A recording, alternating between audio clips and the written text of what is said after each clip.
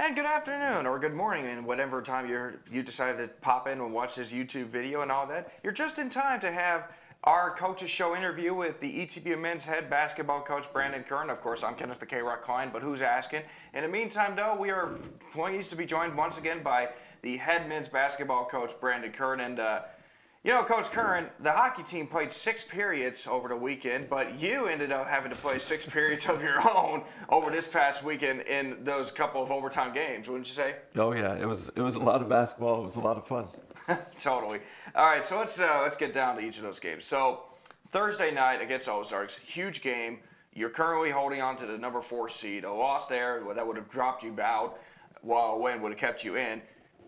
8.5 minutes ago, you're down 68-51. What happened? Was there some point during the game where it was like, okay, guys, we really got to step up and get fired up and then just get going? And then for whatever reason, it just led to, an emotional and incredible surge of an offensive performances from your guys. Yeah, well, the thing we kept saying was there's a lot of time left, even with 8 minutes to go. That's still a lot of possessions in the game. And so we hadn't been playing well up to that point in the game, but it was just a matter of, hey, let's continue to do our jobs. Let's continue to do the right things. Let's try to play together and get good shots.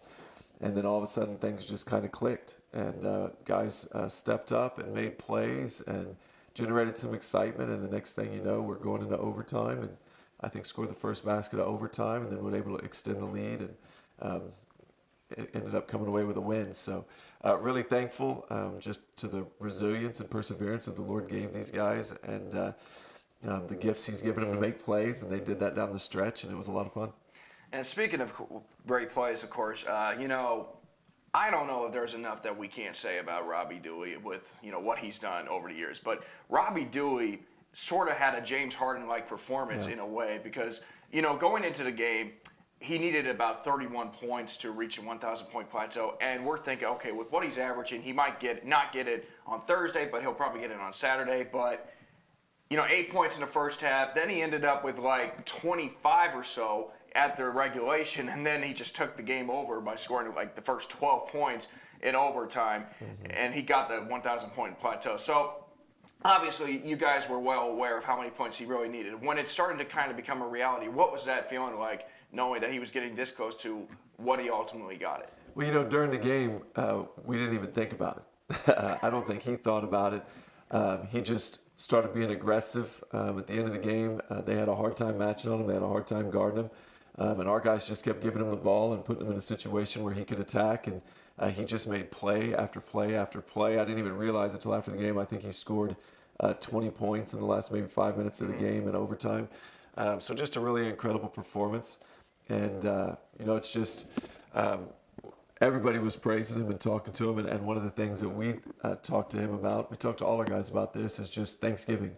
The Lord has given him length and athleticism and skill set. And Robbie's worked really hard to develop those skills, but the Lord has given him that desire to develop those skills.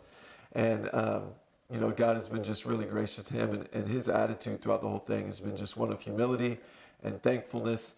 And it's just really fun to watch him, and I'm glad we're able to celebrate with him his 1,000 points. Definitely, Coach. So 19th player to do that. Second player in your era that achieved the 1,000-point plateau.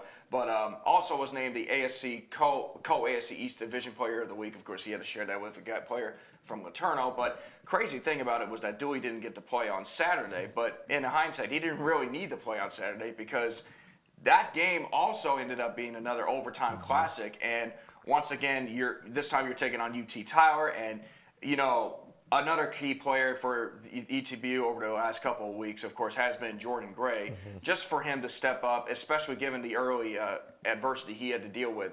Just talk about that particular game and how Gray was able to step up, and also just the resiliency for you guys in that game. Well, two huge things I thought that were really praiseworthy in that game. Number one, we valued possession of the ball. And I thought we valued offensive possessions, and then we also valued the importance of defensive possessions. And one of the things that we were hoping to do going into that game was let's play every single possession like it's the last possession of a one-point game. And so we have tremendous focus. We have tremendous energy on both ends of the floor. And so that was one thing that I thought we did. I thought we executed. I thought we got great shots. I thought we continued to play hard defensively.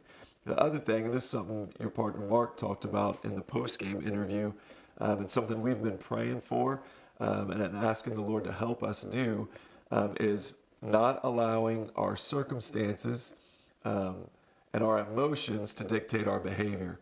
And there's so many translations to that outside of basketball, but we're fortunate that we get to work on that within basketball. And I thought we really saw the Lord do that in us, where it didn't matter what the last play was. It didn't matter how the game was going. We stayed up. We stayed energetic. We stayed focused. And Mark made the point after the game, with a minute to go, the game was tied. And he said, if you didn't see the score, you wouldn't have known it. He said, it felt like that you guys were ahead and in control the entire game. And man, what an incredible turnaround that is from Thursday against Ozarks, where it definitely didn't feel that way, to Saturday. And just thankful that the Lord has matured us in that. And these guys are going to face things off the court that are difficult and challenging. And I hope that somewhere along the line, there's a translation from, man, I can trust the Lord in my life when things are hard, when things are difficult, when things are going. I can trust that He is good and He is still working. And it's just a very small microcosm within the game. We're just going to continue to trust. We're going to continue to trust each other. We're going to continue to play hard for each other. And we're not going to let our emotions be dictated by what just happened on the last play. And I was just really excited to see that happen. And I'm excited to see that carry forward going into this week. And this week, of course, you got Belhaven and you got Louisiana College, especially a game against Louisiana College here at home, where you pretty much just got hot and sort of derailed them to the point where they ended up losing their next game to Laterno as well. But this time, of course, you're on the road to Jackson, Mississippi, and then to Pineville.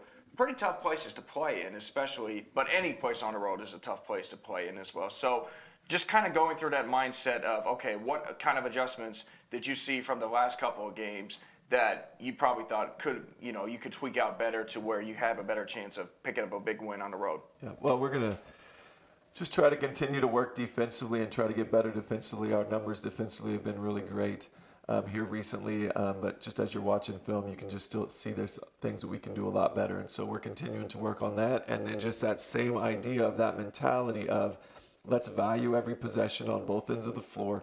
Let's treat every possession like it's the biggest possession of the game, and just continue to push that and work on that and do that. And you're right. Belhaven's going to be an extremely tough game. Every game from here on out matters for playoff seeding, and no one is out of the race to even host the ASC tournament. And so we're just trying to go in every game with a focus of getting better and playing as hard as we can. And we're going to surrender the results, and whatever happens, happens. And we're going to keep playing as long as they'll let us. All right, Coach. Well, best of luck to you this weekend as you take on Belhaven and Louisiana College this week. And, well, folks, we're not done with this guy yet. We're going to hear more from him for the remainder of the season. So stick around. You'll know more from him and next time on the ETV Coaches Show.